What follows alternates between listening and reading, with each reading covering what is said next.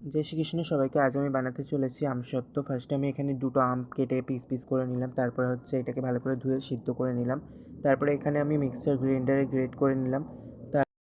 এবার এটাকে আমি ছাঁকনির সাহায্যে ছেঁকে নেবো, সুন্দর করে ছেঁকে নিতে হবে এবং যেই নোংরাটা থেকে যাবে মানে ডেলাটা থেকে যাবে ওইটাকে ফেলে দিতে হবে। তারপরে এখানে একটা প্যান বসিয়ে প্যানে আমি 2 মিনিট জাল দিয়ে তারপরে এতে দিয়ে দিলাম 1 বাটি পরিমাণ চিনি।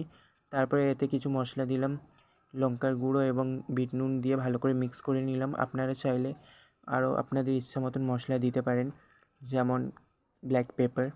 তারপরে এখানে একটা পাত্র বসিয়ে আমি পাত্রতে ঢেলে নিলাম। আপনারা চাইলে পাত্রে তেল দিয়ে দিতে পারেন, কিন্তু আমি অনেকবার যেহেতু বানিয়েছি তো আমার প্র্যাকটিস আছে, আমি পাত্রেতে কোনো পরিমাণ তেল দিইনি। তারপরে এটাকে টানা রোদে আমি 2 দিন টানা রোদে দিয়েছি, তাতেই শুকিয়ে গেছে। দেখুন খুবই সুন্দর হয়েছে, আপনারা অবশ্যই ট্রাই করবেন। আপনাদের ভালো লেগে থাকলে ভিডিওটিকে একটি লাইক করুন।